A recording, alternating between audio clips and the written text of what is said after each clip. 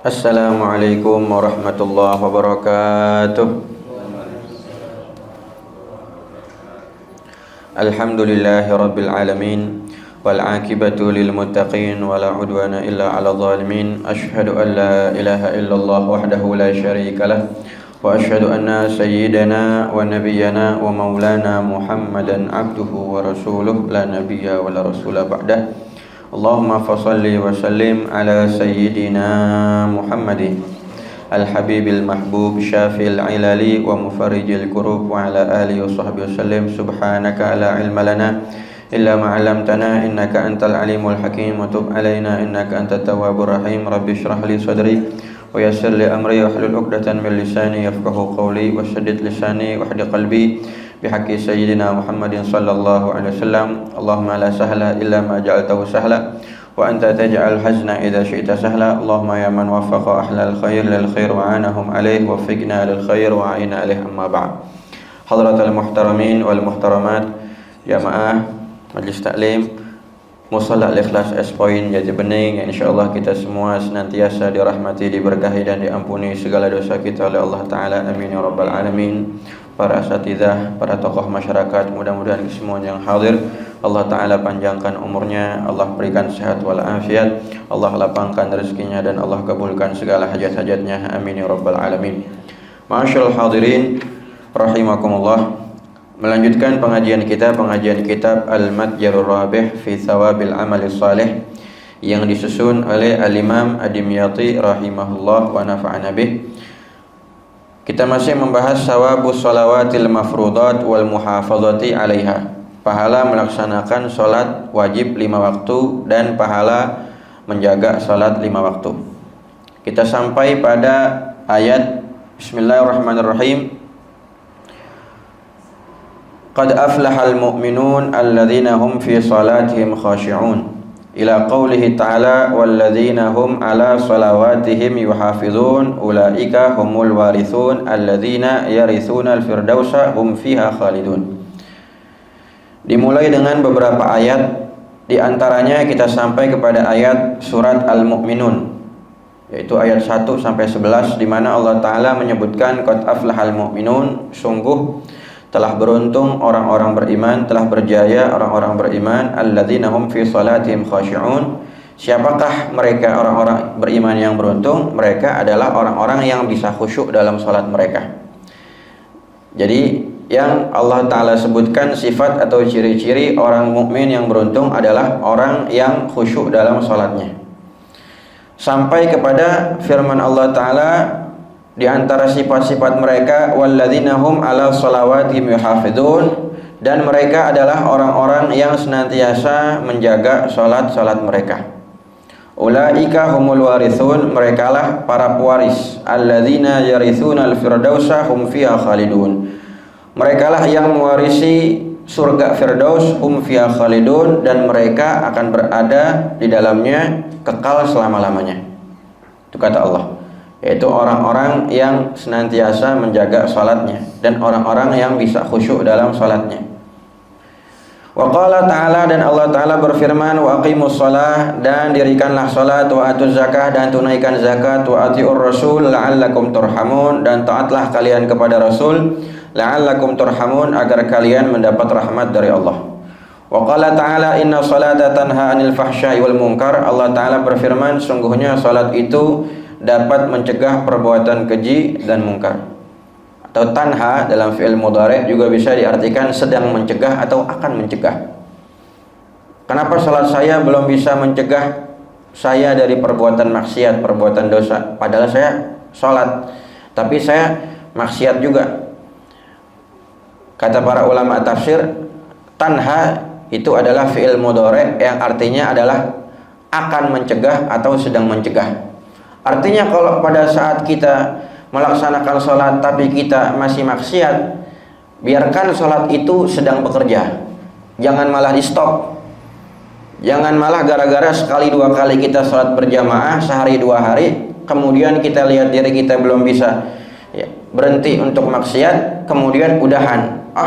Katanya sholat bisa mencegah perbuatan keji dan mungkar. Buktinya saya sholat tapi saya berbuat dosa. Tanha, sedang mencegah. ya, atau akan mencegah. Taksir pengaruh sholat tersebut ya sedang bekerja. Sebagaimana mengatakan sholat yang dimaksud di situ adalah sholat yang betulan, bukan sholat yang hanya sekadar sholat doang, tapi sholat yang mulai dijaga dari mulai wuduknya dijaga, kemudian sholatnya dijaga, rukunnya, sunnahnya, kemudian adab-adabnya, ya barulah sholat tersebut menjadi sholat yang dapat mencegah perbuatan keji dan munkar. Jadi mungkin bagi kita yang ngerjain sholat tapi masih ada 1-2 maksiat yang kita sulit untuk lepas, maka tetap sholat. Jangan gara-gara kita ngerasa kita sholat kemudian kita maksiat, kemudian sholatnya kita tinggal. Seakan-akan kita kayak kurang yakin sama firman Allah Subhanahu wa taala. Padahal Ta'ala katakan tanha itu artinya fi'il mudhari'. Ada fi'il madhi, ya naha artinya telah mencegah. Kalau fi'il mudhari' yanha, ya artinya sedang atau akan mencegah. Mungkin nggak sekarang kita bisa stop daripada perbuatan dosa, ya mungkin besok, atau mungkin berapa hari lagi, atau mungkin seminggu lagi. Yang penting sholatnya jangan di stop. Inna sholata, Allah Ta'ala kasih resep. Allah Ta'ala beri resep untuk agar kita bisa mencegah diri daripada perbuatan keji dan kemungkaran. Wa qala ta'ala, Allah Ta'ala juga berfirman, walladzina hum ala salatihim yuhafizun, mensifati orang-orang pilihan, mereka adalah orang-orang yang senantiasa menjaga salat mereka. Ulaika fi jannatin mukramun, mereka adalah orang-orang yang kelak akan berada di surga, mukramun, dimuliakan dan diagungkan oleh Allah Subhanahu wa taala. Wal ayatu fi hadzal bab katsiratun ma'lumah, dan ayat-ayat yang menjelaskan tentang bab ini itu sangat banyak. Wa an Abi Hurairah, kita masuk pada hadis 138. Hadis datangnya daripada sahabat Abu Hurairah radhiyallahu anhu, anna a'rabiyan, sungguhnya ada seorang Arab yang berasal dari pedalaman Arab dusun, atan Nabi sallallahu alaihi wasallam, mendatangi Nabi kita Muhammad sallallahu alaihi wasallam. Faqala, kemudian dia berkata, tentunya seorang Arab pedalaman Arab dusun yang dimaksud di sini masuk dalam kategori sahabat. Nah, sahabat itu definisinya seorang yang bertemu dengan Nabi Muhammad SAW dalam keadaan iman dan kemudian meninggal dengan membawa iman. Bertemu walaupun cuma sekali seumur hidup. Ada sahabat yang memang setiap hari duduk kumpul sama Nabi, tapi ternyata ada yang duduk sama Nabi cuma sekali doang, ngelihat Nabinya, ya bertemu Nabi cuma sekali doang. Ya ada sahabat-sahabat yang mereka datang dari pedalaman, ya suku-suku pedalaman, datang kepada Nabi cuma nanyakan satu perihal doang. Mereka sudah masuk Islam, kemudian ada hal yang ganjal di hati mereka, ya sehingga mereka datang kepada Nabi, bertanya, dapat jawaban, pulang lagi udah.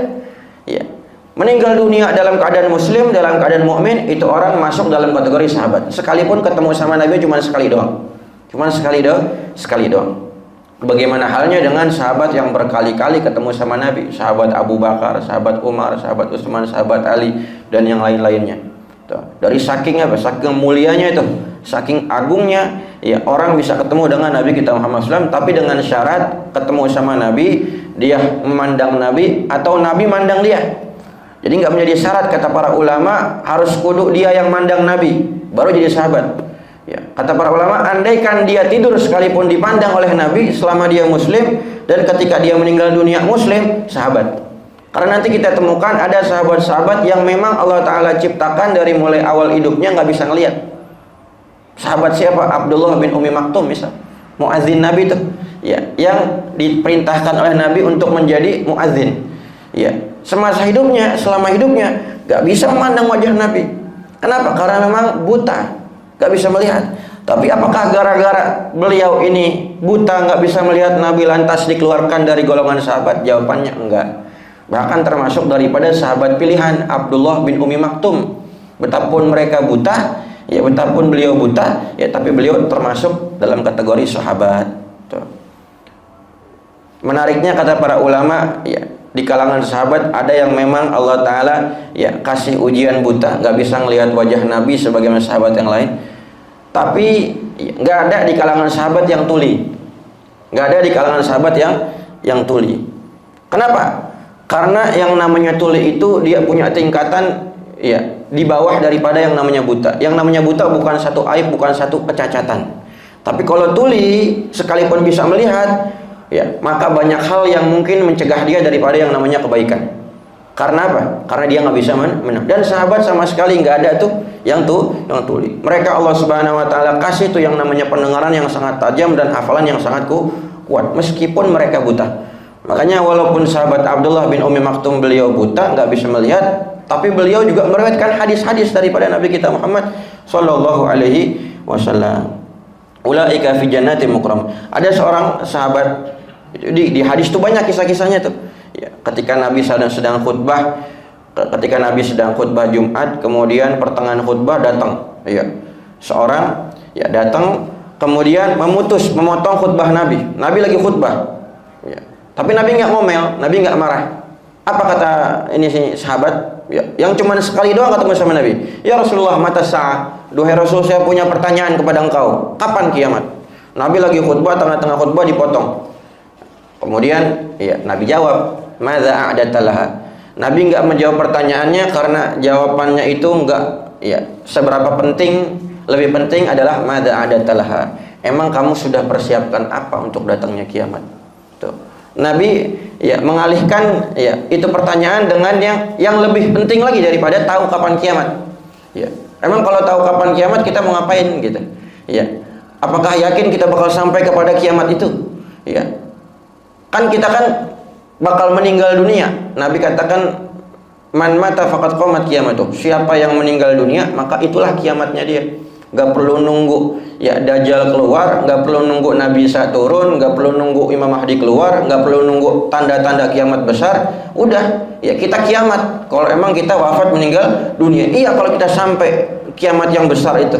Iya kalau ternyata kita nungguin ternyata kita kiamat duluan dengan kita meninggal dunia. Ya, apa yang sudah kita persiapkan dari bekal? Makanya Nabi tanya balik, madza a'dadtalaha? Apa emang yang kamu telah persiapkan untuk datangnya kiamat? Kemudian kata nih orang Arab, a'dadtu hubballah wa rasulah. Aku telah mempersiapkan cinta Allah dan Rasulnya. Kemudian kata Nabi, aflaha in sadaqta. Engkau beruntung kalau emang engkau jujur, engkau benar dalam ucapanmu. Habis itu pulang. Itu ya apa namanya sahabat. Cuma sekali doang ketemu sama Nabi. Ya.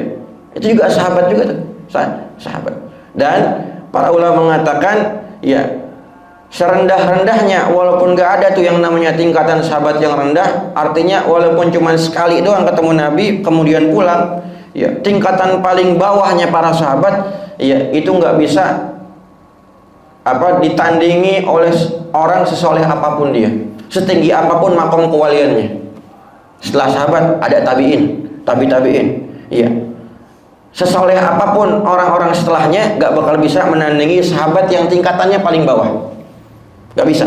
Sesoleh apapun. Sekalipun apa? Sekalipun sahabat yang ketemu sama Nabi cuma sekali doang. Kenapa? Karena mereka dikasih kemuliaan sama Allah Ta'ala, memandang Nabi, bertemu Nabi, bahkan bercakap dengan Nabi, duduk bareng Nabi, ya, dalam keadaan muslim, meninggal muslim, ya. Sedangkan kita semua nggak bisa mendapatkan karunia dan kemuliaan semacam itu. Sekalipun orang bermimpi berkali-kali ketemu Nabi nggak bisa jadi sahabat, karena syaratnya ketemu sama Nabinya pada saat Nabi masih hidup. Pada saat Nabi masih hidup. Ketika Nabi sudah wafat meninggal dunia, bisa ketemunya di mana? Di mimpi. Dan itu hal yang apa? Yang sangat tidak mustahil. Ya, sangat mampu, sangat bisa kalau emang kita betul-betul rindu sama Nabi kita Muhammad SAW. Man ra'ani fil manam faqad ra'ani haqqan, kata Nabi dalam hadis sahih. Siapa yang melihat aku dalam mimpi, maka sungguh yang dilihat adalah aku. Fa inna syaitan la yatamatsalu bi, karena setan enggak bisa menyerupai aku. Setan enggak bisa menyerupai aku. Tuh kata Nabi. Artinya mimpi ketemu Nabi beneran ada, bukan cuma dongeng. Iya. Yang mengetahui adalah mereka orang-orang yang memang Allah Ta'ala kasih kemuliaan karunia semacam itu. Dan semestinya bagi seorang mukmin untuk menjadikan mimpi ketemu Nabi sebagai cita-cita mereka. Sebagai cita-cita mereka. Bagaimana caranya? Tentunya dengan mengikuti sunnah-sunnah Nabi, berpegang teguh dengan ajaran Nabi kita Muhammad SAW.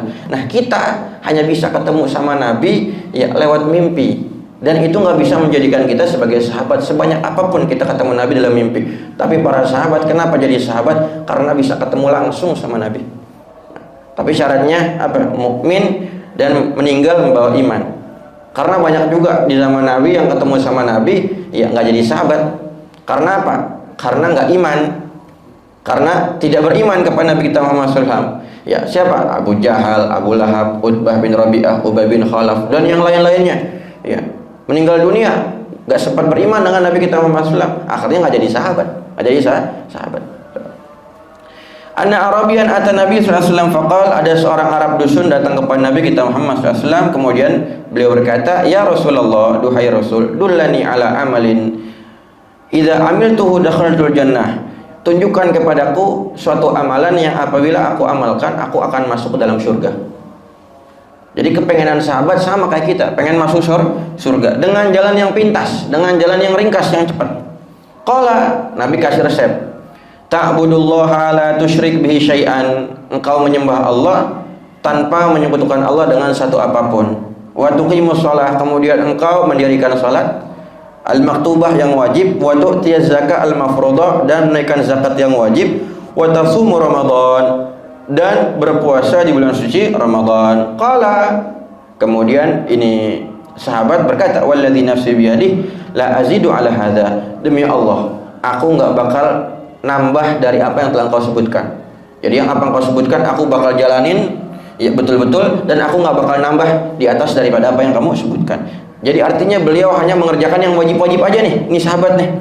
Falamma walla, dan ketika ini sahabat pulang, udah membelakangi Nabi, pulang selesai, dia telah mendapat jawaban, maka Nabi berkata, man sarrahu, siapa yang ingin an yanzura, untuk memandang ila rajulin min ahli jannah, kepada seorang penghuni surga, falyanzur ila hajar, maka lihatlah itu orang. Tuh. Jadi kalau betul-betul ini resep Nabi kita jalanin, menyembah kepada Allah, nggak berbuat musyrik, dan kemudian mendirikan salat 5 waktu, dan kemudian menaikkan zakat yang wajib, puasa Ramadan, kalau beneran kita jalanin, min ahlil jannah, ciri penghuni surga. Kenapa kok haji nggak disebut? Kata para ulama pensyarah hadis, karena ketika ini orang Arab nanya ke Nabi, ihtimal kemungkinan perintah haji belum turun. Walillahi 'alan nasi hajjul bait man istata'a ilaihi sabila, belum turun, belum ada perintah untuk melaksanakan haji. Makanya yang disebut ya, ibadah kepada Allah, kemudian sholat, kemudian zakat, puasa, hajinya nggak disebut. Orang kayak kita, apakah kalau begitu yang wajib-wajib aja dikerjain bakal dapat sebagaimana nih orang Arab dapat? Ya, jawabannya ya, apakah kita udah yakin dengan ibadah wajib kita sehingga kita nggak butuh dengan ibadah sunnah? Ya.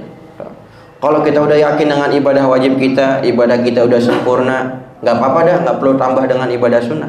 Ya, tapi kalau kita belum yakin dengan ibadah wajib kita, maka kita tambahin dengan ibadah-ibadah sunnah. Fa innan nawafil jawabir lil faraid, karena fungsi ibadah sunnah itu sebagai penambal daripada yang wajib. Ya. Kalau kita ngerasa yang wajib kita banyak bolongnya, ya banyak cacatnya, banyak kurangnya, ya kita harus kudu open juga perhatian dengan yang sunnah, qobliyah, ba'diyah, kemudian juga sholat duhanya jangan kita tinggal, sholat tahajudnya jangan kita tinggal, witirnya juga, sholat tasbihnya, ya sholat hajat istikharahnya, kemudian baca Qur'annya. Baca Qur'an kan nggak wajib, emang saya dosa kalau nggak baca Qur'an? Kagak dosa, cuma rugi orang yang sehari semalam lewat begitu aja tapi dia nggak baca Qur'an walaupun cuma sedikit. Dosa mah kagak. Ya, dosa enggak sama sekali, enggak dosa, enggak ada kewajiban kita untuk baca Quran, cuman Fatihah dong dalam sholat yang wajib, baca Fatihah, yang lainnya enggak ada kewajiban. Ya, cuman apakah kita cukup dengan sholat kita?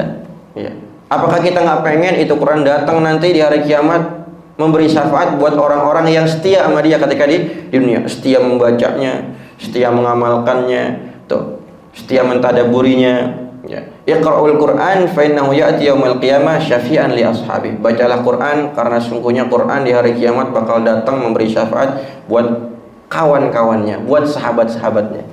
Nabi ya, menyebutkan dalam hadis li ashabih, buat sahabat-sahabatnya. Ya.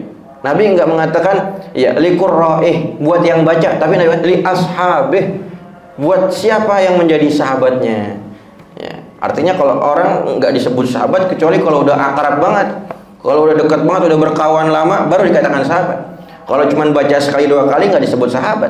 Ya, makanya ya para ulama mengatakan Dalam Al-Quran itu ada asrar, ada rahasia-rahasia ya, yang mana tidak akan terbuka kecuali bagi mereka orang-orang yang apa? Orang-orang yang gemar membaca Al-Quran. Nanti makna-makna yang tersembunyi, makna-makna indah yang tersembunyi yang bisa kita jadikan pegangan hidup, itu akan Allah Ta'ala ajarkan kepada siapa yang emang udah bersahabat akrab dengan Al-Quran. Sebagaimana kita kalau ketemu sama orang, sama teman kita, kalau belum akrab banget, dia nggak bakal mungkin menceritakan rahasia-rahasianya. Begitupun Al-Quran nggak bakal mungkin menampakkan rahasia-rahasianya, ya, kecuali kepada siapa-siapa yang udah akrab banget dengan Al-Quran. Al-Quran jadi wiritannya sehari-hari. Saya kalau nggak baca Quran, ya seharian lewat, saya pusing, saya galau.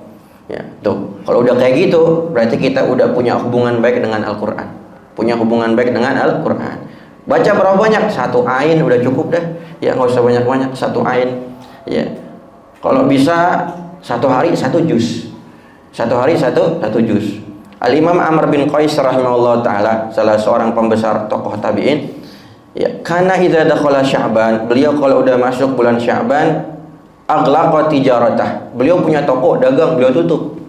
Wa tafarragha li tilawatil Qur'an, beliau habisin, beliau isi sebagian besar waktu beliau untuk baca Quran. Bukan bulan Ramadan ya, belum masuk Ramadan, masih masuk di bulan Sya'ban. Apa kata beliau? Tuba liman aslaha nafsahu qabla dukhuli Ramadan. Beruntunglah, berbahagialah orang-orang yang mulai memperbaiki dirinya sebelum masuk bulan suci Ramadan. Jadi baca Qurannya jangan nunggu Ramadan. Ramadan kan syahrul Quran. Nanti saya baca Qurannya pas Ramadan aja. Ya. Harus kudu dibiasakan dari sebelum masuk bulan suci Ramadan. Kalau dari sebelum Ramadan nggak dibiasakan, nanti masuk Ramadan cuman dapat 1 juz 2 juz doang, setelah itu tinggal. Ya nggak kita teruskan. Jadi dari mulai bulan Sya'ban masuk, ya kita sudah mulai membuka Al-Quran. Ya. Jangan sampai dari Ramadan kemarin sampai Ramadan ini belum hatam. Belum hatam. Jadi membangun hubungan baik dengan Al-Quran, kemudian juga dengan sholat malam. Apakah kita nggak pengen merasakan sebagaimana kisah-kisah para salafus soleh? Ya, disebutkan magam manisyai'un, ya, manzu arba'ina satan ila tulu'ul fajar. Enggak bikin saya sumpek dan saya susah selama 40 tahun kecuali terbitnya fajar, datangnya waktu subuh. Kenapa? Ya bukan berarti waktu subuh dia sumpek, enggak. Subuh datang dia sumpek, azan subuh enggak. Tapi habis waktu mereka sholat malam, habis waktu mereka bermunajat kepada Allah Subhanahu wa ta'ala. Jadi ternyata kalau kata para ulama salaf, yang namanya nikmat itu bukan cuma dalam makanan doang, bukan cuma dalam kumpul dengan istri, bukan. Ya, bukan. Tapi dalam sholat juga ada nikmat. Ya, dalam baca Quran juga ada nikmat. Dalam munajat juga ada nikmat.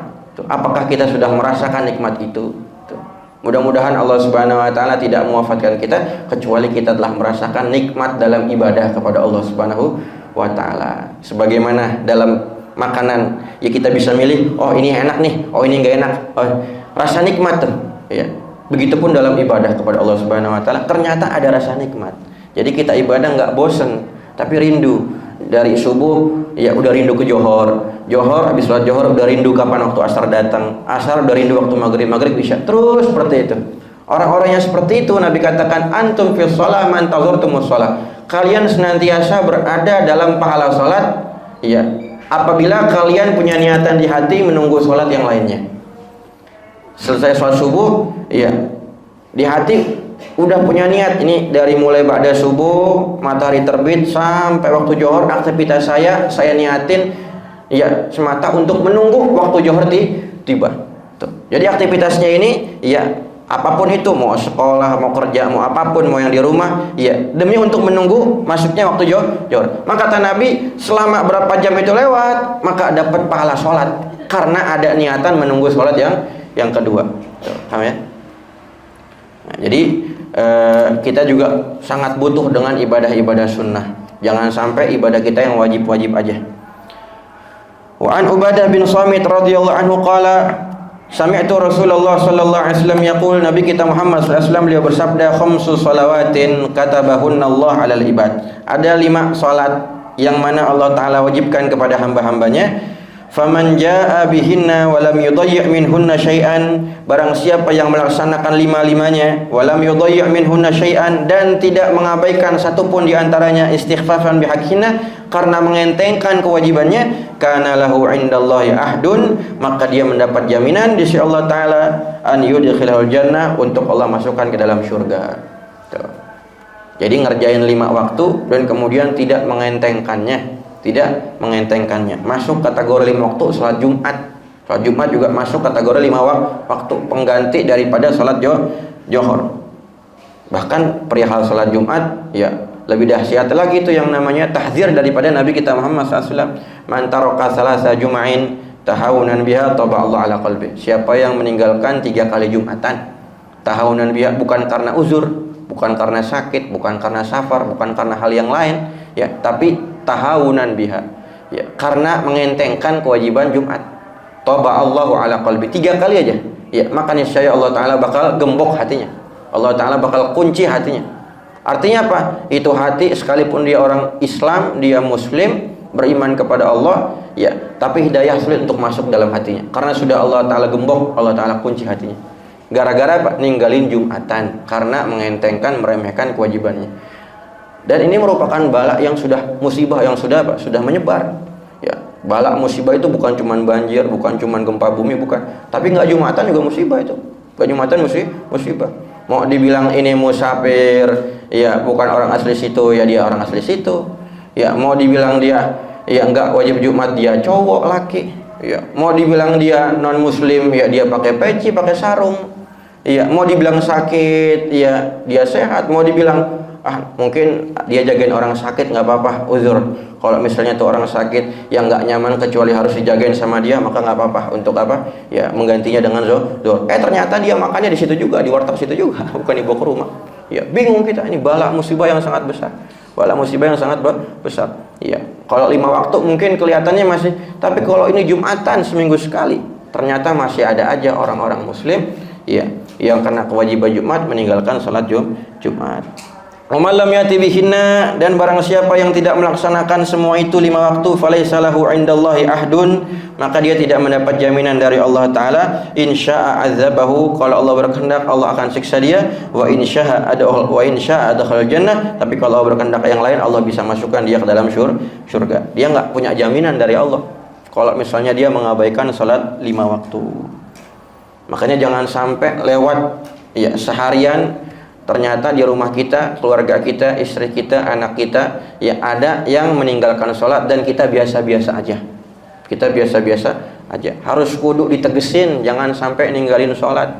Apa yang kita harapin kalau bukan sholat kita, nanti kita bakal ditanya sama Allah Subhanahu wa taala. Kalau bisa diajak bareng-bareng anaknya ke masjid, diajak ke mushola, diajak sholat berjamaah. Agar anak-anak kita tahu kalau orang tuanya open, perhatian banget dengan sholat. Nanti si anak bakal malu sekiranya orang tua meninggal dunia untuk ninggalin sholat. Kenapa? Saya anak orang tua yang jaga betul sholatnya. Masa saya jadi anaknya apa? Ya ninggalin sholat. Tuh. Gak boleh saya merusak nama baik orang tua saya di mata Allah Subhanahu wa ta'ala. Anak ada yang namanya lahik, ada yang namanya mahik, ada yang namanya sabiq. Ada anak yang namanya lahik. Lahik itu meneruskan kebiasaan-kebiasaan baik orang tuanya. Itu namanya lahik. Bagus tuh. Ada yang lebih bagus lagi, sabiq, bukan hanya meneruskan kebaikan-kebaikan orang tuanya, tapi lebih banyak lagi kebaikan-kebaikan yang dia lakukan yang nggak pernah dilakukan sama orang tuanya. Itu lebih hebat lagi, unggul dari segi pahala dan kebaikan ketimbang orang tuanya. Ada anak yang mahik. Apa itu mahik? Mahik itu nggak bisa nerusin kebaikan orang tua, malah kebaikan orang tua, nama baiknya dirusak sama si anak.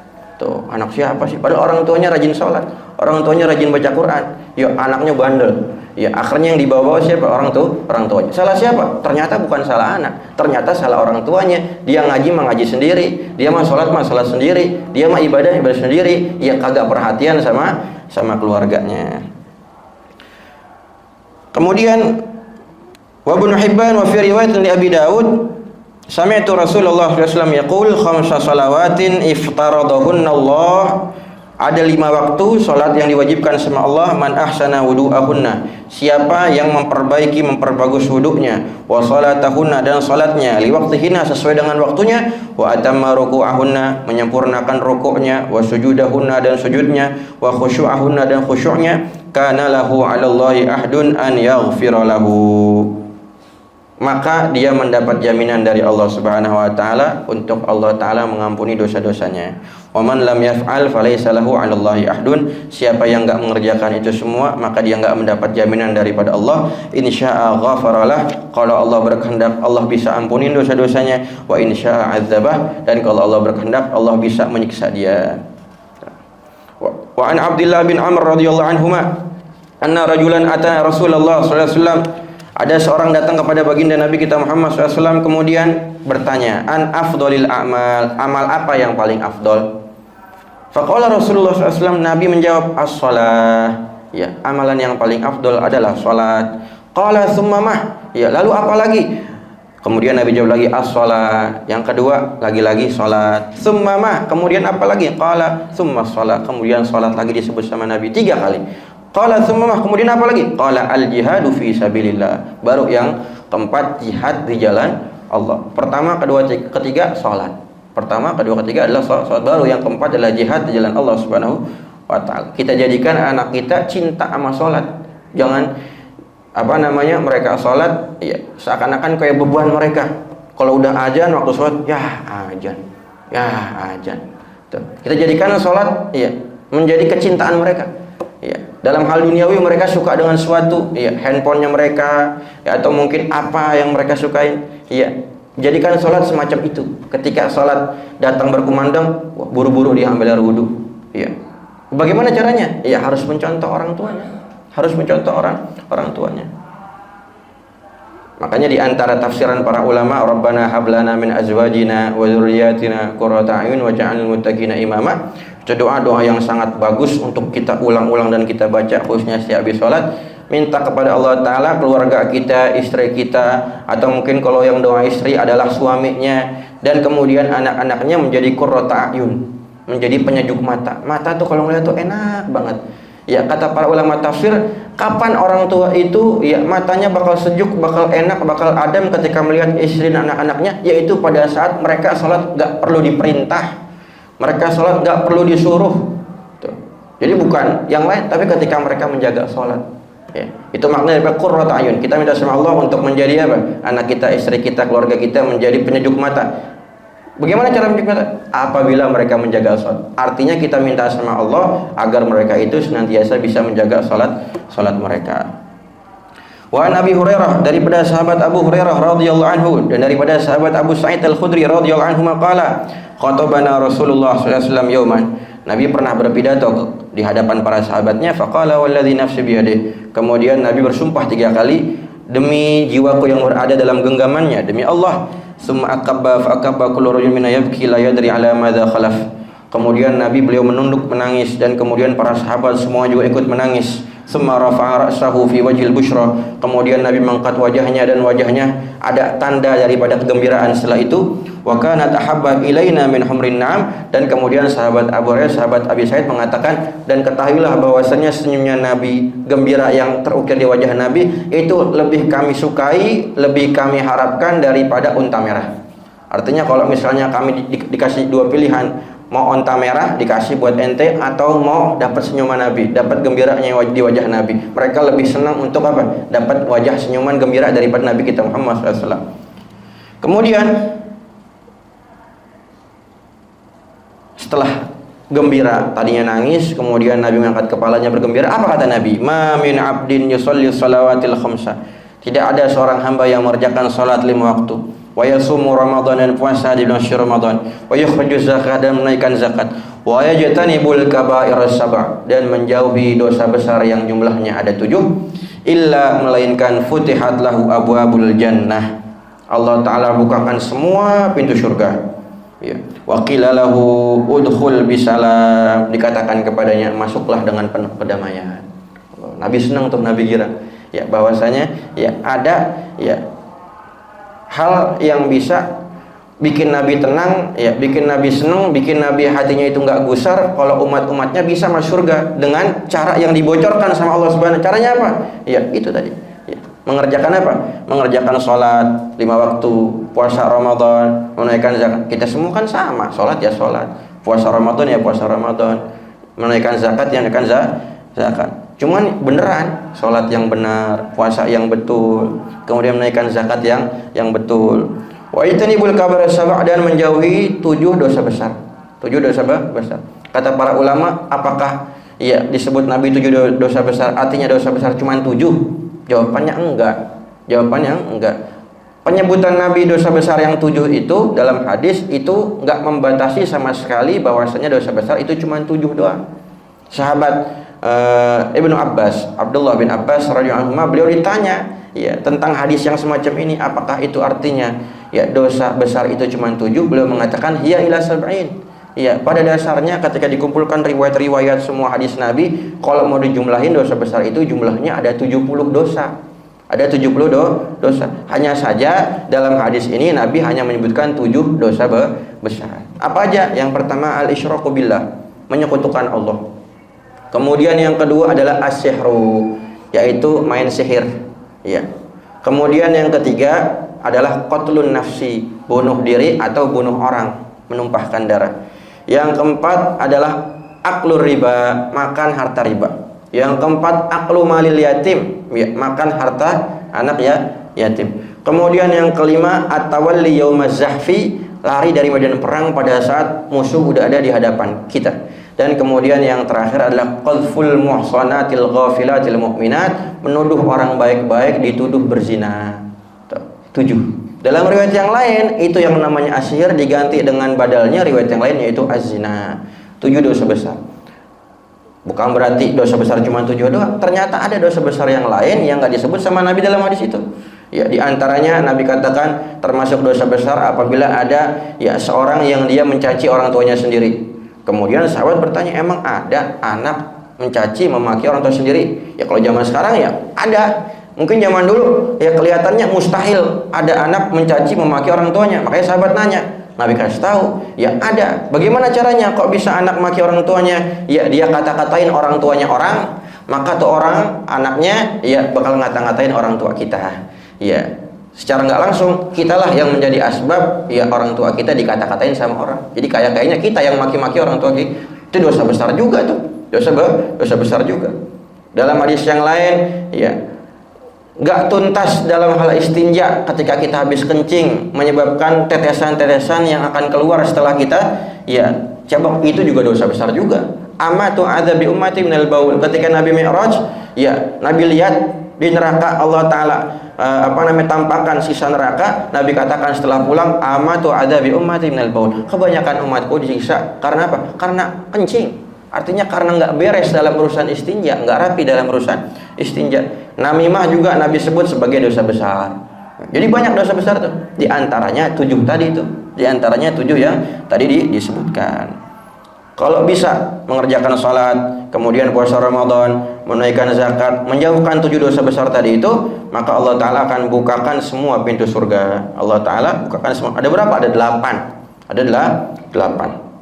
Semua dibukakan sama Allah Subhanahu wa Ta'ala. Apakah bakal dimasukin semua? Ya, kata para ulama yang dimasukin mah cuma 1. Cuma dibukain semuanya demi untuk apa? Mengagungkan dan memuliakan ini hamba sebagai bentuk penghormatan, pengagungan Allah Ta'ala kepada hamba, menjadi hamba yang baik, yang setia kepada Allah. Dibukain semuanya. Dia nanti pilihnya 1 aja masuknya. Ini hadis riwayat Imam Ibnu Majah, Ibnu Khuzaimah dan Ibnu Hibban. An Abi Utsman wallahu taala alam bisawab. Insyaallah ya, ini adalah pengajian terakhir kita sebelum kita masuki bulan suci Ramadan. Nanti ada kajian subuh insyaallah ya, agenda al-fakir, dan kemudian juga kultum sebelum tarawih. Kultum sebelum tarawih. Sebelumnya, sebelum kita tutup, sedikit mengingatkan malam Jumat besok kita masuk malam nisfu Sya'ban. Kita masuk malam nisfu Sya'ban, termasuk salah satu daripada 5 malam yang mustajab doa. Pertama malam awal Rajab, malam 1 Rajab udah lewat, alhamdulillah kita dapetin. Dan kemudian malam Jumat, dan kemudian malam Sya'ban, malam Idul Fitri, malam Idul Adha. 5 malam itu adalah malam mustajab. Ya. Salah satunya adalah malam nisfu Sya'ban yang insyaallah bakal jatuh malam Jumat besok. Bahkan dalam hadis yang lain Nabi kita Muhammad SAW itu beliau mengatakan, "Idza kanat lailatun nisfi min Sya'ban faqumu lailaha." Kalau udah datang malam nisfu Sya'ban, maka hidupin malamnya dengan ibadah. Hidupin malamnya dengan ibadah. Salat raghaib itu enggak ada. Ya, salat raghaib, salat khusus di malam nisfu Sya'ban, apakah ada? Jawabannya enggak ada. Enggak ada salat khusus di malam nisfu Sya'ban. Ya. Kalau mau salat ya udah ketika bangun tidur niatin tahajud, ya, atau salat tasbih, atau salat taubat, hajat, istikharah, witir, silahkan nggak masalah. Tapi kalau salat yang namanya salat raghaib khusus pada malam Sya'ban, maka nggak ada, maka nggak ada. Kemudian wasumun haraha, besoknya puasa. Tanggal malam 15-nya kita hidupkan, tanggal 15-nya kita dianjurkan puasa. Jadi perlu kita ketahui di bulan Sya'ban pun kita tetap dianjurkan puasa sunnah. Cuman hanya dari tanggal 1 sampai tanggal 15 aja. Tanggal 16 kesonoin sampai mau Ramadan enggak disunahkan sama sekali untuk puasa. Kenapa? Ya, Nabi katakan idzan tasafa Sya'ban fala tasumu hatta yakuna Ramadan. Kalau udah habis setengah bulan Sya'ban, setengah pertama itu, maka jangan puasa sampai masuk bulan suci Ramadan. Untuk apa? Mempersiapkan diri agar Ramadan kita bisa seger buat puasa, enggak lemes. Kecuali kata para ulama, kata para fuqaha, bagi orang-orang yang punya utang puasa Ramadan belum kebayar. Ya, belum kebayar. Udah habis nih setengah Sya'ban, udah masuk tanggal 16 17, maka hukumnya bukan boleh lagi, bahkan wajib untuk gak ditunda-tunda sebelum masuk Ramadan besok nih yang akan datang. Atau yang kedua, ya hukumnya gak dilarang, gak dimakruhkan atau bahkan diharamkan untuk puasa di setengah terakhir Sya'ban 16 sampai selesai bagi orang-orang yang memang di tanggal-tanggal sebelumnya atau bahkan di bulan-bulan sebelumnya udah punya kebiasaan setiap minggu puasa sunnah, Senin Kamis, puasa Nabi Daud tuh. Dia mau puasa terusin sekalipun sudah masuk tanggal 16 17, silakan, nggak masalah. Artinya itu orang udah terbiasa berpuasa sehingga nggak dikhawatirkan lagi gara-gara sunnah nanti lemes Ramadannya. Nggak apa-apa. Dari mulai sebelum-sebelumnya, bahkan Rejab sebelumnya udah biasa Senin Kamis, kuat terusin, nggak masalah. Tapi bagi orang-orang yang nggak pernah puasa sunnah, tahu-tahu setelah tanggal 15, tanggal 16 tahu puasa sunnah, maka nggak dianjurkan sama sekali. Tuh, paham ya? Apa aja yang ada dalam malam Sya'ban? Fa innallaha ta'ala la yattali' fiha. Maka karena Allah Subhanahu wa taala mengobrol pengampunan di dalam malam itu, fa yaghfiru li jami' ibadihi. Maka Allah taala mengampuni semua dosa hamba-hambanya.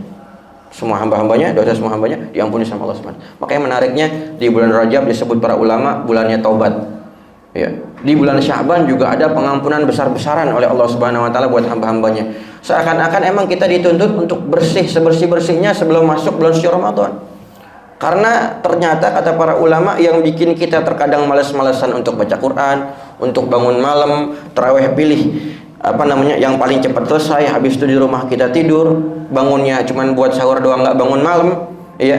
Ternyata dosa yang belum kita istighfarin, yang belum selesai di bulan-bulan yang lalu. Di bulan Rajab, di bulan Sya'ban, di bulan sebelumnya kita berdosa, tapi kita belum taubat, itu bisa menjadi kendala, bisa merintangi kita jadi malas untuk ibadah di bulan suci Ramadan. Makanya di bulan Rajab syahrul taubah, ya syahrullah, bulan Rajab bulannya Allah, bulan perbaiki hubungan dengan Allah, taubat kepada Allah. Di bulan Sya'ban juga sama, pengampunan Allah dibagikan besar-besaran buat hamba. Ternyata ada orang-orang yang enggak dikasih pengampunan Allah. Kata Nabi, illa lil musyrikin wa musyahin. Yang enggak mendapat ampunan Allah di malam nisfu Sya'ban itu pada malam di mana kebanyakan manusia diampuni sama Allah. Pertama musyrik, orang yang menyekutukan Allah. Insya Allah di tengah kita nggak ada. Yang kedua nih mungkin masih ada musyahin, orang yang masih menyimpan dendam sama saudaranya, sama kerabatnya, sama kawannya. Nabi katakan inna rahmata la tanzilu ala qaumin fihim qati'. Rahmat Allah enggak turun ke tengah-tengah kaum, ke tengah-tengah kelompok orang yang di tengah-tengahnya ada satu orang yang masih mutus silaturahim. Minimal kita WA ada, minimal kita telepon. Ya, walaupun kita nggak ada niatan sama sekali untuk mutus silaturahim sama dia, cuman gara-gara kita jauh mau ke sono, ya akhirnya apa? Kita nggak bisa ke sono. Ya, khawatir, ya dikiranya kita yang mutus silaturahim. Minimal telepon, minimal WA. Jangan sampai kita dikenal di antara keluarga kita, dia yang mutus silaturahim. Tuh. Ya. Di malam itu ya orang semuanya pada mendapatkan ampunan, ya orang yang masih menyimpan dendam nggak mendapat ampunan daripada Allah Subhanahu wa taala. Kan aneh, ya ada hujan lebat, ya turun hujan yang sangat deras, ya semua orang pada kebasahan semuanya, satu orang dia nggak pakai payung, kemudian dia juga nggak pakai jas hujan, setetes pun nggak kena bebasahan. Ya, siapa? Ya, mereka adalah orang-orang yang masih menyimpan dendam sama apalagi sama istrinya. Ya, suami nyimpan dendam sama istri, istri sama suami, anak sama orang tua sama anak, lebih jelas lagi nggak mendapat ampunan dari Allah Subhanahu wa taala. Kata guru kami, mau sekalipun di malam itu kita ibadah, kita baca Yasin ribuan kali, ya kita mau sholat malam kita bangun, tapi kalau masih menyimpan dendam, Allah taala nggak bakal memberikan ampunannya kepada kita. Ya. Jadi di malam itu kita perbanyak doa kepada Allah Subhanahu wa taala. Mudah-mudahan semua doa yang kita panjatkan ya mudah-mudahan semuanya Allah taala kabulkan. Amin ya rabbal alamin. Wallahu taala bissawab. Mudah-mudahan bisa kita amalkan dan manfaat di dunia wal akhirah. Ada pertanyaan sebelum tutup? Fadhlu silahkan. Ya. Mengenai sholat jamaah, Ya. utamanya sholat jamaah di masjid untuk mendapatkan tinggi. Kalau terpaksa sholat jamaah di rumah dengan anak istri, berapa dapatnya? Ya. Bagus nih pertanyaannya. Ya. Ada dua hadis baginda Nabi kita Muhammad SAW yang menjelaskan tentang fadilah keutamaan berjamaah. Yang satu menyebutkan lebih afdol daripada 27 derajat. Bukan sama, tapi lebih afdol. Yang satu lagi lebih afdol daripada 25 derajat. Apakah Nabi itu beda omongan waktu itu, kemudian yang lainnya beda lagi? Enggak. Ternyata kata para ulama 27 derajat. Ya, sebagian pendapat ulama mengatakan bagi orang yang salat berjamaah di masjid. Di masjid. Dan 25 derajat Allah berikan bagi orang yang salat berjamaah di rumah. Tetap yang namanya berjamaah sekalipun di rumah sekalipun gak bisa disamakan dengan salat sendirian. Karena keberkahan berjamaah itu ya Allah Subhanahu wa taala gak ngelihat kepada salatnya satu orang doang, tapi kepada sekumpulan orang-orang yang bareng-bareng kita salat. Ada yang khusyuknya cuma pada saat takbir, ada yang khusyuknya pada saat berdiri, ada yang khusyuknya pada saat ruku, ada yang khusyuknya pada saat sujud. Digabunginlah sama Allah Subhanahu wa taala kaum muslimin satu dengan yang kayak satu jasad. Semua salatnya akhirnya diterima sama Allah taala. Tuh. Makanya kata sebagian ulama tadi inna sholata tanha 'anil fahsyail munkar, itu bergantung kepada salat yang khusyuk. Kalau misalnya salat kita khusyuk itu 30%, maka ya tercegahnya dari kita dari maksiat cuma 30% doang. Kalau misalnya salat kita khusyuknya itu 50%, ya itu salat kita hanya 50% bisa mencegah kita kepada maksiat. Tapi kalau khusyuknya 100% kita upayakan khusyuk, insya Allah 100% juga Allah Ta'ala bakal menjadikan itu mencegah perbuatan maksiat dan dosa dari kita. Ya. Minimal andaikan kita nggak bisa salat jamaah di masjid atau di musola, tetap berjamaah di rumah. Walaupun di rumah, jangan sampai salat sendirian. Sekalipun mungkin orang rumah udah pada sholat semua, ya ajak lagi. Boleh, sangat boleh. Ta'awanu 'alal birri wat taqwa. Dalam urusan duniawi aja, ya kita sangat dianjurkan untuk bantu orang. Bagaimana dalam urusan akhirat? Ya, yang udah sholat dapat pahala lebih. Tetap niatnya fardu juga ya.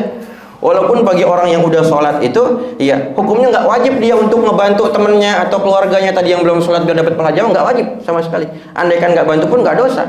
Sunnah hukumnya. Dan dia dapat pahala sunnah karena yang wajib udah gugur kewajibannya sebelum dia udah sholat. Tapi tetap dalam hal niatnya tetap usolli fardo, tetap ya dalam niatnya. Jadi ada ibadah-ibadah yang sekalipun ibadahnya hukumnya sunnah dia lakukan, tetap pada saat niat hukumnya wajib untuk disebutkan fardo juga.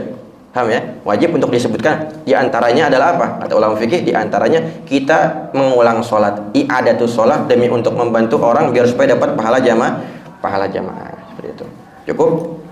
Wallahu taala alam bisawab. Rabbana taqabbal minna innaka antas samiul alim wa tub 'alaina rahim. Subhanakallahumma bihamdika asyhadu an la ilaha illa anta astaghfiruka wa atubu ilaik.